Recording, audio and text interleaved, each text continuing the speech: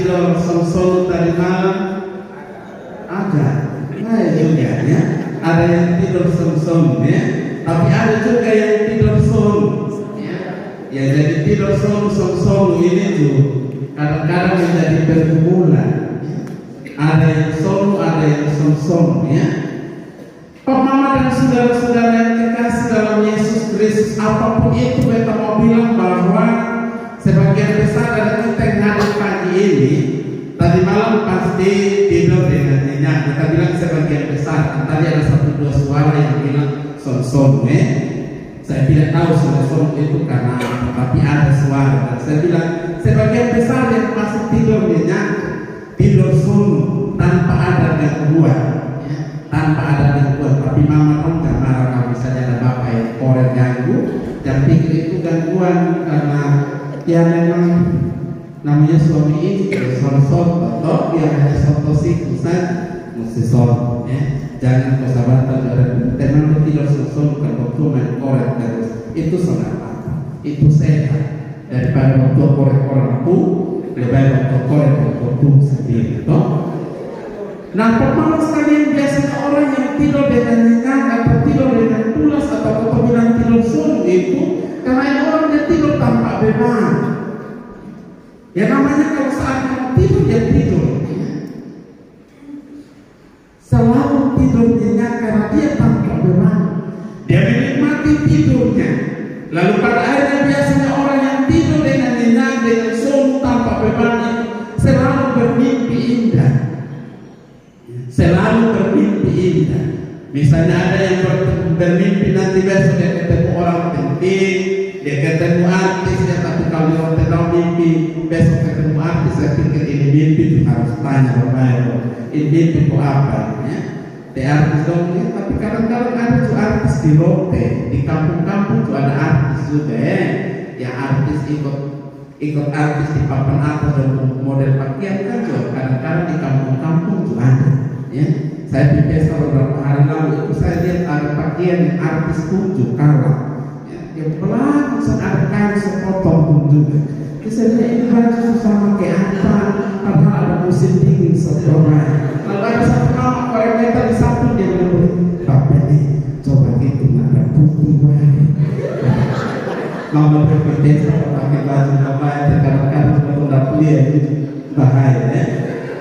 Nah, Mama dan saudara-saudara, atau mungkin ada orang yang bermimpi nanti dapat jabatan baru, dapat mobil baru, dapat rumah baru dan lain-lain sebagainya.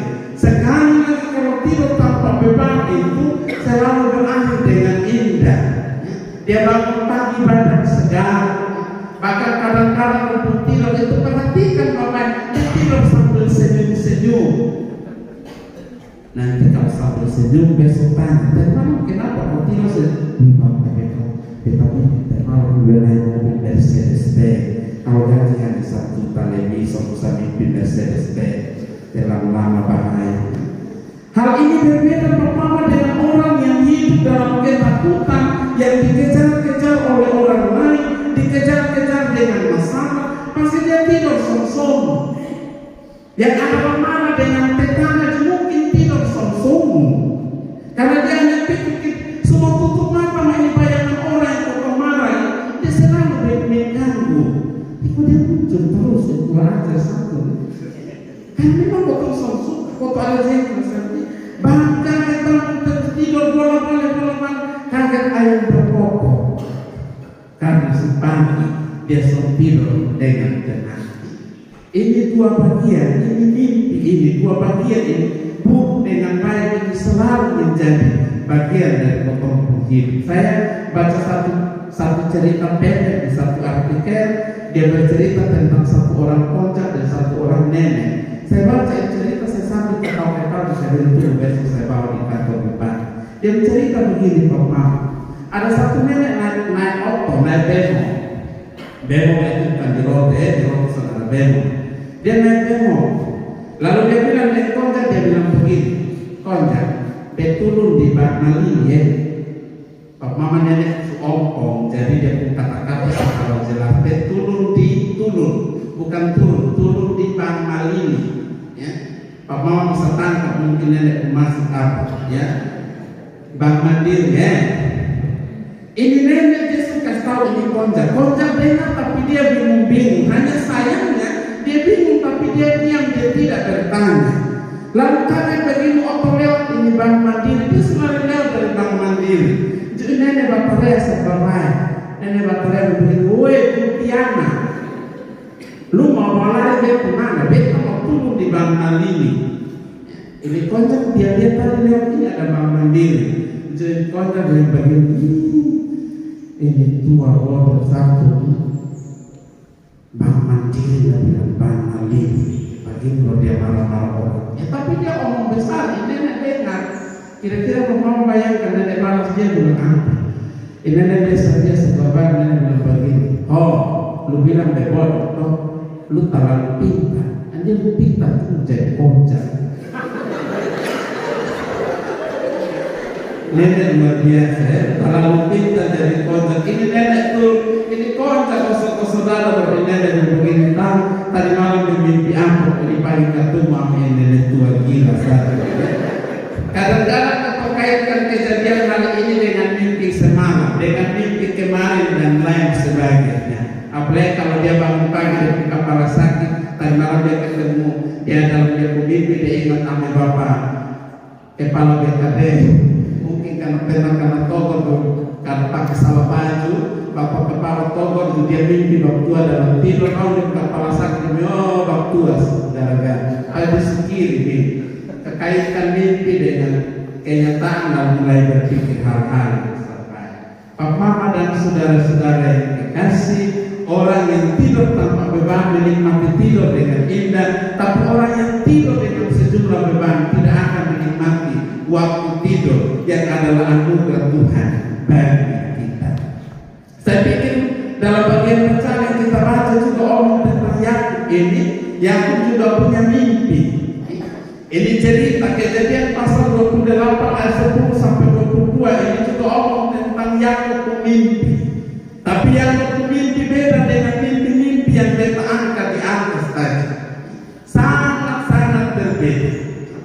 Apa yang bikin berbeda? Mari kita lihat pertama. Kita tahu bahwa Yakub ini sebenarnya dia ada bikin satu kesalahan. Dia merampas hak kesulungan Esau dari ayah mereka Ishak. Dan karena itu Esau marah dengan Yakub. Bahkan Esau punya keinginan bagaimana supaya dia bisa bunuh Yakub yang selamat dari hak kesulungan. Dan karena itu untuk menyelamatkan diri dari ancaman Esau, Yakub harus melarikan diri. Dia bangun lari dari kesalahan yang sudah dia lakukan. Dia lari meninggalkan keluarga, meninggalkan ayah dan ibunya. Tapi kita lihat di ayat 10 sampai ayat yang ke-15, dia bercerita bahwa Yakub tiba di Luz dan dia tidur di sana. Tapi dia tidur juga dalam ketakutan sebenarnya. Dalam ketakutan itu dia tidur. Dia beralaskan batu, bukan beralaskan bantal yang empuk.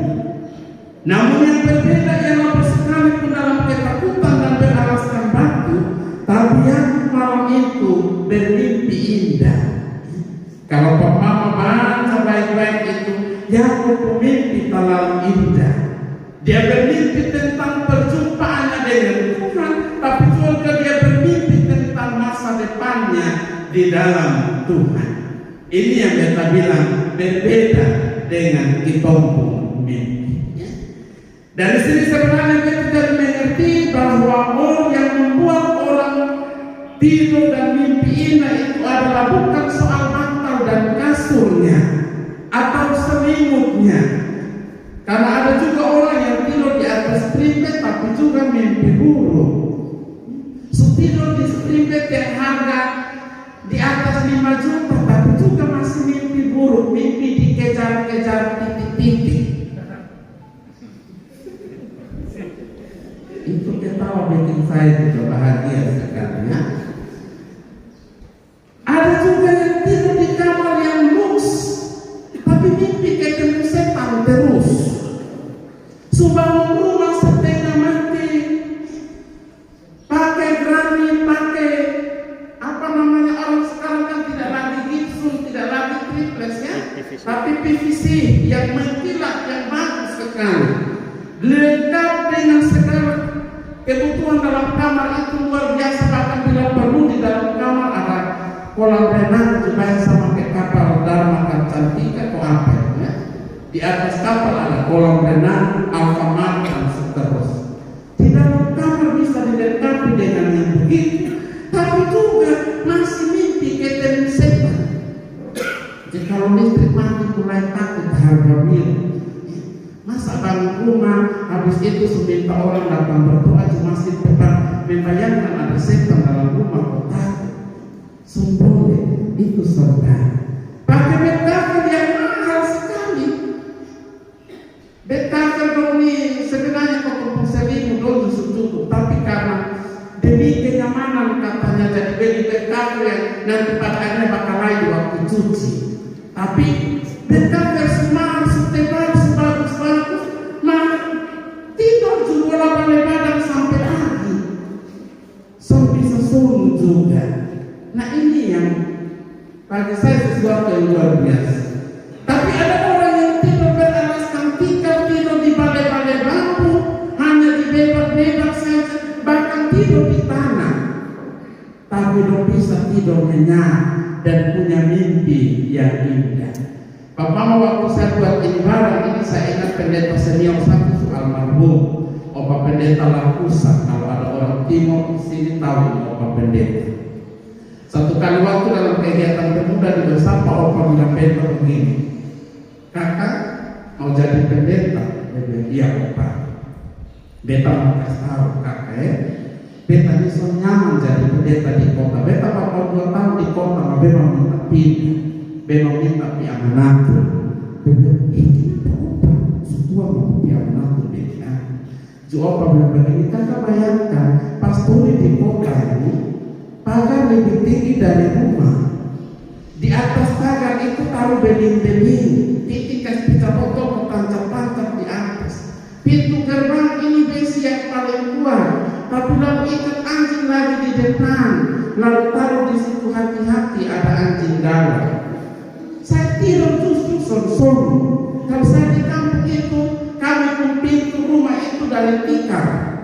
Ada tikar kas turun begini, besok pagi bangun lalu kas naik ikat dari ujung. Tapi kami saya tidur di kampung itu lebih solu daripada saya tidur di kota. So, saya timbang, saya ikat Opa, saya bilang, oh betul, ada yang tidur solu meskipun fasilitas di kamar tidur suluk sepumpi, tahu dia masih pikir apa itu yang kami orang bilang di bahasa hotel bilang begini, nasuh telana lena 5 lena dan 2 asal bahasa lain itu begini, taruh tangan di lantai dan pikir sembarang karena dulu. Bahkan yang lebih parah lagi kalau dia tidur dan dia nenghayal besok mau makan sampah, coba makan apa baik ini makan sampah, tapi dipendam oleh tahu saudara begini.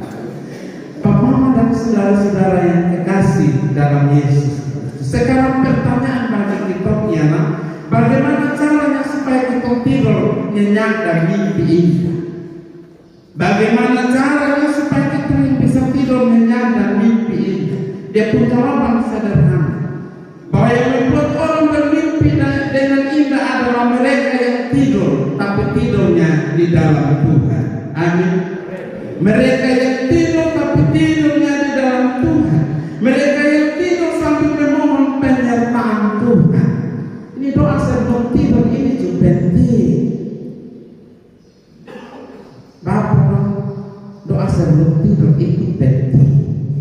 Jangan taruhkan Alkitab di kepala tempat tidur. Itu Alkitab bisa usul itu mimpi setan. Itu buktian baterai di atas langit. Alkitab seakan tinggi-tinggi karena nanti buktian akan terlihat lain. Dan serta buku yang buktian takut itu ketumpung iman. Amin. Berdoa sebelum tidur itu penting. Tapi lalu kadang-kadang ketemu separuh karena capek naik di tempat tidur langsung sensor. Di kamar tidur pun ada bukan janji tapi sensor bunyi dengan nada yang tinggi sekali. Anak kasban kau berdoa dengan besok sampai besok parah. Besok sampai besok parah. Atau bilang, tidak anak sampai tua apa sesuatu bisa lah. Tapi coba begitu kok kaget ada yang WA bilang bola mau nonton bola, biar mau capek karena pasti dia. Atau ada yang WA bilang, tapi ASN nonton ada yang WA bilang kocok kok. Saya kadang ketemu kelompok-kelompok sejam 1-2 malam cuma main kartu. Di satu kali saya tidur di satu kelompok, saya bilang bayar soalnya bapak yang ibu diri dan kebetulan tapi kayaknya semua 2:30. Nanti kalau tidur sampai jam begini besok pagi, apalagi kalau itu dia harus di kantor bekerja, kira-kira dia bangun jam berapa? Itu yang pada akhirnya kantor jam 7 sampai di kantor. Jawab sendiri kalau ada yang begitu, tapi soalnya ada di sini. Bapak dan saudara-saudara, kemana kosong mimpi buruk? Kalau segala sesuatu itu terjadi di luar. Karena itu mulai sekarang mari kita belajar untuk sebelum tidur itu berdoa dan melupakan beban hidup supaya kita bisa menikmati keindahan kenyamanan dalam tidur seperti Yakub tidur meskipun beralaskan batu tapi dia bermimpi indah supaya kita juga bisa alami yang demikian. Ini penting, ini sekali lagi penting. Tapi juga kita garis bawahi sedikit. Kadang-kadang kita berdoa dengan dia masih tantangan di testa, mulai pikir kiri kanan, kira-kira besok ke mana besok kira-kira mulai hari Kamis malam mulai tidur menghayal besoknya ada pengumuman kerja bakti di Lady nanti bermalas dan kerja bakti. Pikir kerja bakti bagi kita semua itu baik. Kerja itu juga kan bagian dari ibadah. Bersih itu kan sehat, indah dan bersih itu juga ibadah. Daripada hanya baju bersih tanpa kerja kotor dan momos kan sama dengan juga lebih baik semua bersih. Meskipun kotornya yang jauh lebih baik itu hati yang bersih. Maka kalau hati hanya kotor dengan sahabat tua saya tahu saudara yang bisa tahu. Bapak dan saudara-saudara yang kekasih dalam Yesus Kristus.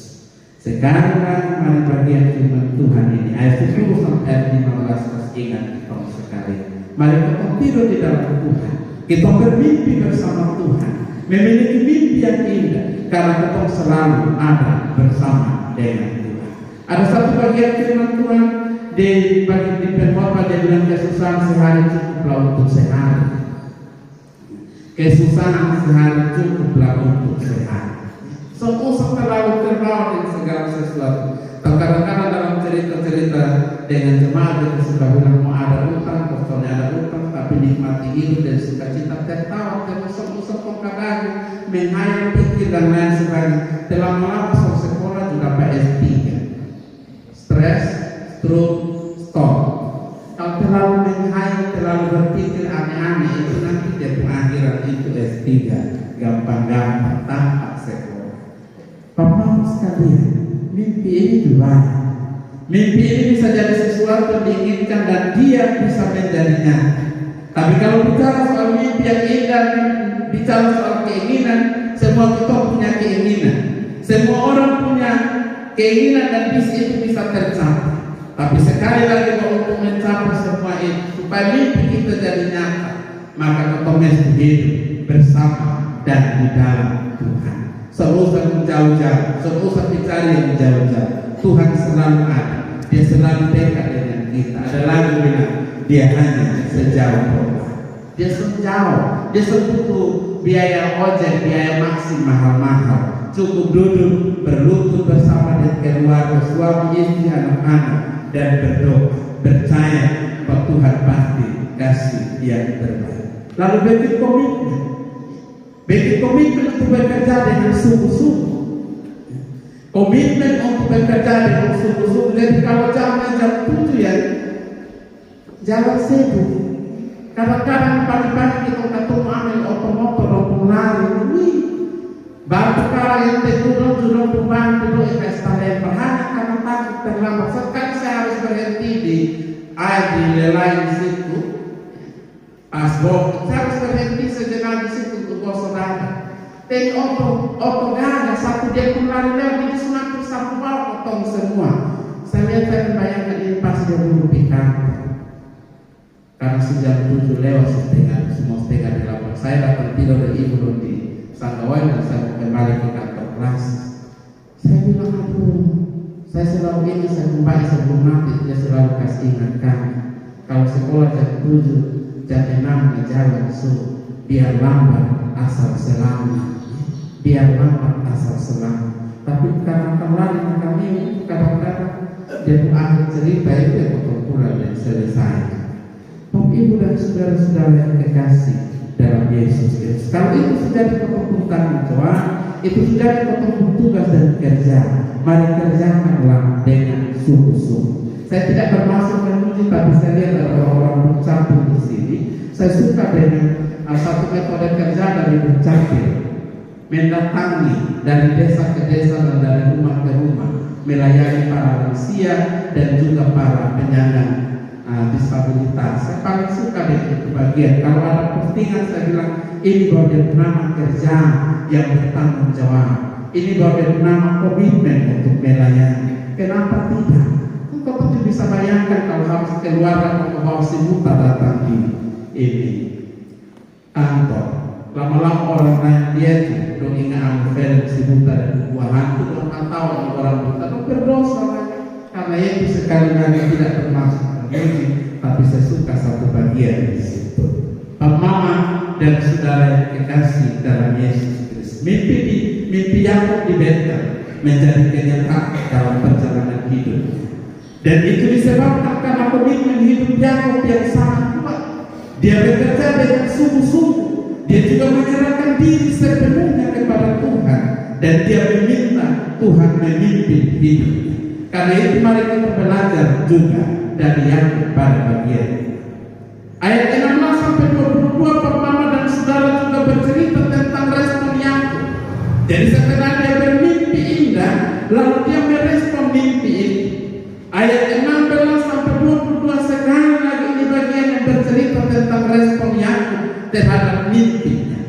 Dia bilang ketika Yakub bangun tidur, di ayat 16 sampai 22 itu dia bilang ketika Yakub bangun dari tidurnya, dia berkata, sesungguhnya Tuhan ada di tempat ini dan aku tidak mengetahui. Sesungguhnya Tuhan ada di sini. Dia merespon mimpi itu dengan baik dan selanjutnya dia mendirikan tempat di situ untuk berdoa dengan Tuhan. Selanjutnya dia bernasar dengan Tuhan. Dia bikin janji dengan Tuhan. Dan inti dari nasarnya ialah bahwa jika Tuhan sungguh-sungguh menyertai dia dan dia berhasil dalam hidupnya, ayat 21 dan dia menjadikan Tuhan sebagai Allahnya dan dia akan membangun rumah Tuhan di Betel. Dan yang ketiga, dia akan menyerahkan 1/10 dari apa yang dia terima dari hasil usahanya, dari pekerjaannya untuk Tuhan. Dan kalau kita baca cerita tentang Yakub, kita menemukan bahwa pada akhirnya Yakub sungguh-sungguh dibuat Tuhan berhasil. Yakub tidak lupa janjinya kepada Tuhan. Dia berjanji setelah dia mimpi, dia bangun tidur, dia bikin janji, dia akan setia dengan Tuhan, dia kerja sungguh-sungguh, menyerahkan hidupnya, memohon pimpinan Tuhan, dan komitmen itu dia pegang sungguh. Dan pada akhirnya Tuhan memberkati dia punya hidup. Pemang kau tuh biasa kau tuh suka membaca hobi dengan janji, hobi bikin janji. Apalagi kalau mau memulai satu pekerjaan, satu karir, biasanya kau pegang persembahan lalu kau berdoa, Tuhan, ini berdoa, ini berharapan. Kalau Tuhan berkati beta, nanti beta rajin gereja, nanti beta rajin taruh persembahan terpuluh, nanti beta rajin ingat Tuhan. Tuhan dengar. Banyak kali Tuhan dengar ada kesaksian tentang keberhasilan. Dia lolos PNS, dia lolos P3K, dia lolos kerja di bank dan lain sebagainya. Lalu undang pendeta majelis jemaat datang bikin ibadah. Syukuran karena dapat kerja. Syukuran gaji pertama. Dia masih ingat buat kerja hasil pertama gaji bulan pertama, dia bawa di gereja, dia serahkan. Lama-lama dia mulai beli motor, lama-lama dia mulai beli auto, lama-lama dia mulai 1 bulan dia 3 kali gereja izin 1, lama-lama dia 2 kali izin 2, lama-lama dia sekali hadir izin 3, lama-lama dia berbulan-bulan bisa muncul. Nanti dalam kunjungan jutanya, selama kau sempat ketemu, di mana nih Bapak beban kerja sekarang terlalu banyak. Hari Minggu tuh kantor Bapak. Hari Minggu soalnya ada hari kantor. Bapak hari Minggu soalnya ada hari kantor. Bapak bayangkan untuk kerja dari Senin sampai dulu Senin sampai Sabtu. Sekarang Senin sampai Jumat kau sudah di Minggu itu kau mau family time. Hari untuk keluarga. Terus pertanyaannya Sabtu hari untuk Sabtu. Terus ada Sabtu hari pembas soal kasih kerja di hari Sabtu. Hari Sabtu pakai su family time atau family day atau apa itu. Hari Minggu waktu untuk Tuhan. Toh Tuhan bisa ambil semua waktu di hari Minggu. Hanya 2 jam. Kalau ada pendeta bahwa hari Minggu terlalu panjang dalam rapat evaluasi kasih tahu. Pak pendeta, Bapak yang pandai-pandai di hari Minggu itu kami mau lipat. Mama-mama bodoh mau lipat. Nanti hari Minggu itu mulai foto, bokor, baskom, mulai kasih posting. Saatnya lipat. Cuci pakaian. Terus Bapak hari Minggu hari apa? Saya tahu ya. Karena pada saudara-saudara ini kadang-kadang yang fakta yang Bapak temui banyak kali begitu. Kerja, lalu pada akhirnya lupa dengan sang pemberi kerja, lupa dengan sang pemberi nafas. Mau kumpul bikin apa? Kalau di waktu orang mati biar semudah terpotong pintu 1 kali 2 meter dengan beberapa lembar papan. Semati semusa banyak-banyak potong gigi emas sepanjang hidup tuh mati anak dan cabut. Kan boleh bawa emas dalam lubang toh, boleh bawa juga sudah ya. Nah ini dia bawa emas di dalam lubang itu bagaimana? 1 kali ada 1 kematian 1 bapak dia gigi bagian sini ada 2 yang gigi emas. Waktu putus nafas selesai sampai saya kemarin kita berdoa tapi sebelum mau berdoa jangan pegang tangan sebelum kita Kak mau bikin Bapak bilang boleh bawa emas mau cari bapak begini. Kalau ada seorang saya seorang 3 tapi saya selalu pasang emas. Bahkan saya selalu pasang gigi karena gigi biasa kadang-kadang resiko ya. Almarhum Bapak Pendeta Kopi itu kan juga gigi pastinya terlepas. Jadi saya pernah konsul dengan 1 dokter gigi, Dokter Prihastono Nugroho. Begitu Pak Dok, saya mau pasang gigi, tapi gigi geram bagian belakang. Dia bilang tidak usah nanya. Bagian kenapa? Dia bilang lupa model makan punya harga biru begitu pasang. Kalau kau tahu jadi saya sama pasang, jadi saya kalau makan tuh dia banyak punya dari singkat indong kosong. Bukan apa? Bapak tidak usah pasang mas, dan nanti kalau kue putus nafas kalau harus cuci bernasab kepada Tuhan, berjanji dengan Tuhan, itu hukumnya wajib harus ditepati. Tidak ada tawar menawar. Karena itu kalau yakin diri bisa tepati janji, tidak usah bikin janji. Kalau pas mau bikin janji itu mulai rasa kalau bisa langsung usah. Dan nanti bahaya. Ada 1 bapak pernah datang ke saya bilang begini, Bapak kalau doa kasih beta siap nasa. Dia mau doa apa? Doa kasih beta supaya kalau bisa beta jangan mabuk lagi. Dia bilang Bapak kalau nasa mau minta saya berdoa. Dia bilang iya. Dia bilang terus kalau misalnya besok Bapak minta dia bilang doa supaya beta jangan beta bisa. Jadi bapak nasa kita tentang nasa di depan mimbar Bapak doa sendiri. Jadi benar tuh kebetulan aja berkawan. Dia sebenarnya mau berjanji untuk tidak minum lagi atau berkawan. Dia pilih hilang sangat tergantung. Dan sampai hari ini kalau ketemu dia masih oleh. Karena itu kalau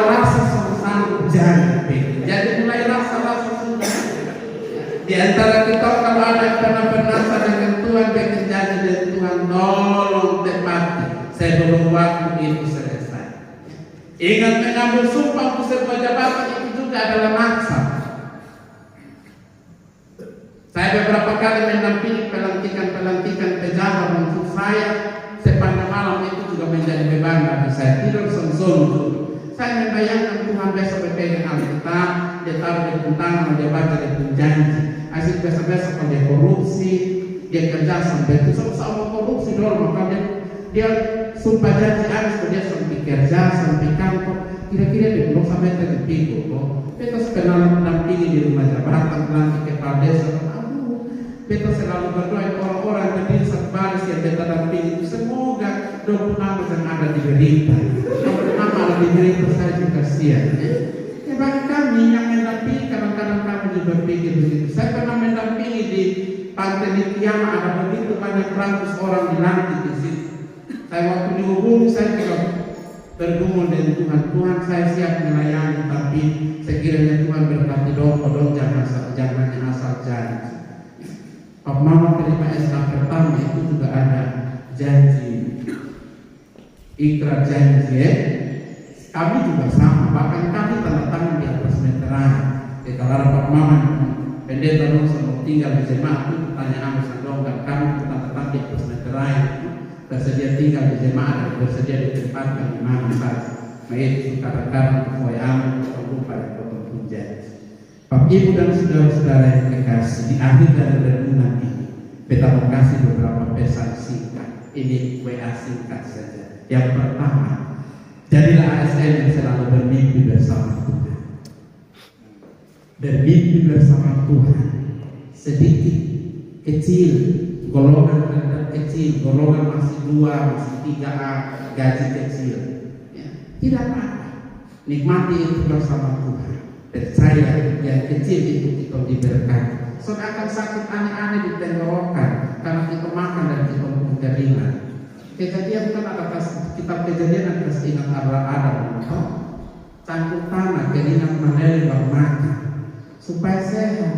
Kalau makan bukan dari keringat itu bisa aman dari tenggorokan dan lain-lain. Kalau sudah kena itu sakit langsung usah pikir dengan dia pun dosa-dosa untuk siapa pekerja.